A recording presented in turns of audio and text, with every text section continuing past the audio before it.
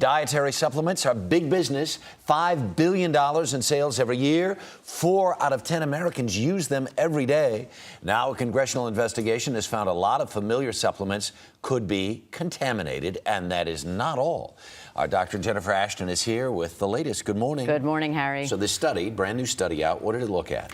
It looked at supplements, herbal supplements commonly used by the elderly. That was really the target patient population. So we're talking about things like ginkgo, garlic, echinacea, ginseng, St. John's wort. They actually looked at 40 supplements, and they sought to test the purity or whether there were contaminants, as well as whether there were faulty, inaccurate, or deceptive advertising or marketing claims. You see this stuff all the time. All kinds of people use this stuff. Absolutely. Yeah. So what do they find out?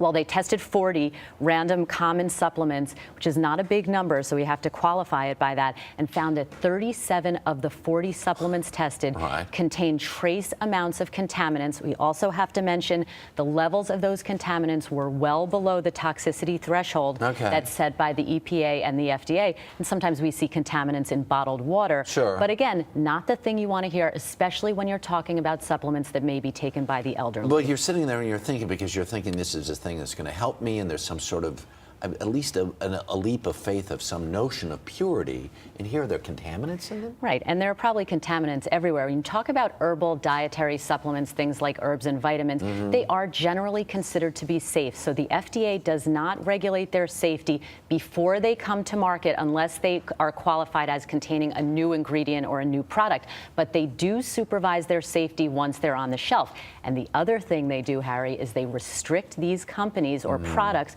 from making any claims that they prevent, treat, or cure diseases. Okay, so in the final analysis here, as people are about to go to their shelf and either start to use them again or buy some more, what do you do to protect yourself? Well, buyer beware. First of all, if it claims to treat, prevent, or cure a disease, absolutely that has not been proven, and you want to look at that with a great degree of skepticism. The other thing you want to do is look for something called a USP label, which is an independent nonprofit program which tests for purity and quality of these supplements. And most importantly, Harry, anyone taking these supplements needs to discuss any vitamins, any herbs with their doctor, because there can be interactions. With other, especially with medications, of course. All right, Dr. Jennifer Ashton, as always, thank you so much. A lot happens early on The Early Show, weekday mornings on CBS.